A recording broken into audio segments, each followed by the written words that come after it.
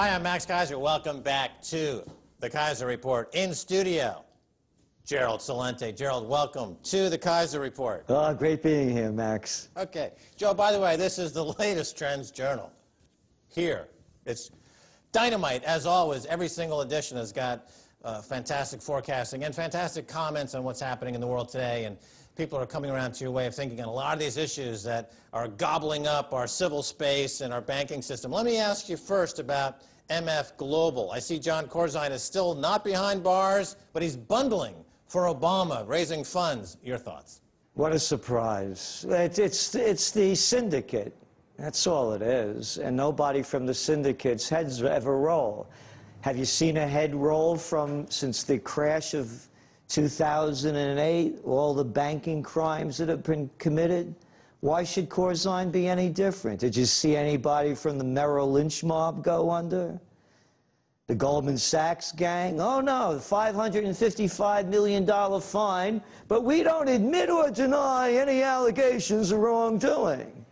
You jaywalk and you get a ticket. Well, let me cut in, because there's this incredible double standard of justice now. I mean, before, it was understood that, okay, if you had a lot of money, you had some influence, and you could kind of write your own ticket, you get a get a jail card. But it's gotten absurd these days where at the top, you can steal $1.6 billion, as Jamie Dimon and John Corzine have done. But on the street level, the penalties for simple crimes are outrageous. People going to jail for 10 years, 5 years, penitentiary for downloading a song, for example. How did they get that huge spread? It's very, historically, have we seen anything as outrageous as this? I think maybe Stalinist Russia or something. Well, you nailed it. Matter of fact, the guy just got busted for stealing a Coke at McDonald's, a dollar soda.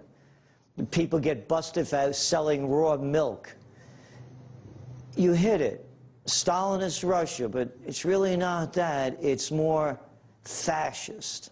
The merger of state and corporate powers, by definition, is called fascism. And fascism at every level has come to America. Not only on the TSA when you go on an airplane and get felt up, not only the new Supreme Court ruling that if you're not wearing a seatbelt and they arrest you and take you to jail, or you had a drink and they're going to throw you in jail for drinking too much, spread your legs and bend over. Strip searches are now for anybody and everybody. So when you look at the merger of state and corporate powers, it's not something that I'm making up. All my life from a little kid, they told me, you know, this is a capitalist society, and you rise and fall on your own merits, except when you're a member of the White Shoe Boy Club. Then when you go bust, we're going to steal all the money from the people, and then we're going to give it to you. We got a name for it. We're going to call it Too Big to Fail, because you're better than everybody. So nothing happens bad to you. Meanwhile, whether it's the United States, Spain, Ireland, Italy, UK, Greece, Portugal, go around the globe. We need more money. We're going to call it austerity measures. So what it is, it's punishing the people at every level, cutting services, cutting pensions, cutting benefits, increasing the retirement age till after you die. Whatever they do, it's hit the little people so that we can keep propping up the top. Is this propaganda? No. Look at the numbers. The gap between the rich and the poor is the widest in the United States and any of the industrialized nations. You put it all together. Justice means just us, not them. You know, Trends Journal has political trends, it has economic trends, it also has social trends. And you bring them all together, and that's why it's so widely read and popular. And on the social trends front, I've been in New York now for a couple of weeks, and I see things that I find remarkable. For example, I was at a club the other night. It was a comedy club. And the comedian, before they went into their routine, they gave a series of disclaimers. Like these jokes, they're about women, but they're not about the women in this room. You see what I'm saying? Yeah. So, I mean, he did it in a way that was palpable as a show. But even a comedian, even a bastion of where humor is, where you're allowed free speech, is now no longer possible. It's become humorless. This city, this country, has become charmless. It's become humorless. Everyone is on edge. Everyone is frightened. Everyone's looking over their shoulder. Everyone's still crying about 9/11 in this town. You know, it was already 12 years ago. Can we move on? I mean, let's face it. That was an event that had both innocent victims but not so innocent victims. We shouldn't just keep that as a marker and say everything going forward from that moment is now a gulag. You have to live in a gulag. Well, we don't want to live in a gulag. What are your thoughts? That's exactly what happened. They call it Battlefield America. Look at the laws that have been passed. You start with the, well, going back to Clinton, actually, after Oklahoma City, he started robbing us of our Fourth Amendment rights. It got ramped up with the Patriot Act after 9/11 with Bush, the Raping of the Constitution Act. And then Obama's out Bush. How about the lovely National Defense Authorization Act? Signed on New Year's Eve. You know, everybody's glued to the news on New Year's Eve. So when no one's watching, what does he do? He said that, you know, guys like Celente over there, up in Kingston, New York, you know, he's a lot of trouble. He's not pro our team. He's a belligerent to the state. Take him away. No judge, no jury, no trial, no charges, no habeas corpus, only a hanging by the military. They could do anything they want to anybody that they want at any time. Oh, this is the country that's going to spread democracy around the world. Yeah, while you're losing it here. That's just the beginning. In that act, they repealed the Posse Comitatus Act of 1878, whereby they prohibited the military from taking police actions. Now the military could go anywhere and take over police activities. Then we saw Obama sign an executive order in February. Oh, this is a beauty. If there's a, quote, potential terror threat, you remember those colors, you know, the orange and the yellow? Well, in orange, it's going to be red, a potential terror threat. El Presidente of los Estados Unidos. I say that because the joint's turned into a banana republic, because it goes back to what you said about Corzine, you know, how they get a free ride, because that's what goes on in banana republics. So let's get this straight. Now El Presidente could say, I'm declaring martial law. Yeah, that's right. I'm taking over the banks, I'm taking over the factories, the farms, all the businesses because of a potential threat. And how long does potential last for? Forever.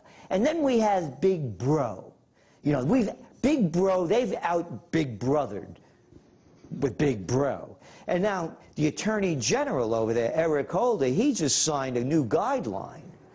Hey, don't stop typing on that, because Big Bro is watching you. Every stroke of your keyboard, they are now following you, and every cell phone call you make, any surveillance tape, everything that you do, Max Keiser, while you're in the Los Estados Unidos over here, you may be a potential threat, because we have algorithms that the geniuses put in place over at Big Brother's central headquarters to see whether or not we have to arrest you before you cause more trouble. Well, speaking of algorithms, Gerald, it's been reported now that up from 70% to 86% of all the trading on these exchanges are algorithmic trading, high-frequency trading, computer trading, to keep this economy looking puffed up. Because there's no humans doing any of the trading anymore. It's all machines trading with each other. And I wanted to speak on that point a little bit, but also follow up on what you were just saying in terms of the drumbeat to war. You write about this, and you say it's not about this existential threat, it's more about economics. Yeah, because the systems are collapsing. The Spanish problem, that little problem, the Italian one, the Irish one, the Portuguese one, the Greek one, they're not going away. You remember what they did.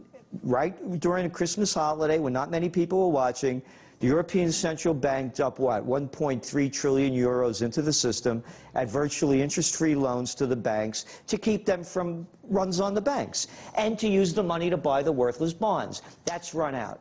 The whole system is collapsing. Oh, did you see the latest new numbers on GDP growth? They just came in the States. Oh, they were lower than estimated. Oh, yeah, why? Because they dumped trillions of dollars into the system and just gave it to their buddies, and there's no recovery. And the jobs that they're creating are low-level jobs. So what does it all mean? They're putting all this in place because of social unrest. They know it's collapsing. Every day there's riots. As we speak, there's riots going on last week up in Montreal with the students. Every day. 100,000 people to the streets in Prague a few weeks ago. Hundreds of thousands all the time in Greece and Spain. It's class warfare. When the money stops flowing down to the man on the street, the blood starts flowing in the streets. They're putting these things in place to keep the people in place because it's breaking apart. One last question, and we touched upon it earlier. You talk about fascism, and there's a direct connection now between, let's say, J.P. Morgan giving donations to the police force of millions of dollars during and after these street rallies. And that's their, in effect, hiring out the municipal cops to be their private mercenary force. Isn't that clearly an example of fascism? Of course it is. And you just keep looking around. You know, but they call it different things. Here. You got this guy Christie over here in New Jersey, this senator or Governor Christie. He's bragging about all the money that he's giving to Xerox, to this one, to that one. And the same thing in New York State with Cuomo. He just gave money to a German company to create jobs, tax breaks, loan guarantees, hundreds of millions of dollars. The merger of state and corporate powers, by definition, is called fascism. And the police don't serve and protect. You know who they serve and protect? How come they don't go after John Corzine? How come they don't go after the Goldman Sachs gang? Oh, no, hands off them. The boys got the word not to go after the syndicate. Leave them alone. Just keep busting the little people. The cops in America have become nothing more than IRS agents that are armed. Because you go 5 miles over the limit, you don't have a seatbelt on, you're that far over the drinking limit, boy, do they beat you up, rough you up. I just got a ticket for rolling through a stop sign. I'm driving for over 50 years. I know how to drive. I'm in a little nowhere place up in Red Hook, New York. And I go through the sign. I didn't stop, just $160. Outrageous. The Trends Journal is the must-read. Gerald Celente, we're out of time. Thanks so much for being on the Keiser Report. Hey, great being here with you, Max. All right, and that's going to do it for this edition of the Keiser Report with me, Max Keiser, and Stacey Herbert. I want to thank my guest, Gerald Celente. If you want to send me an email, please do so at keiserreport@rttv.ru. Until next time, Max Keiser saying bye, y'all.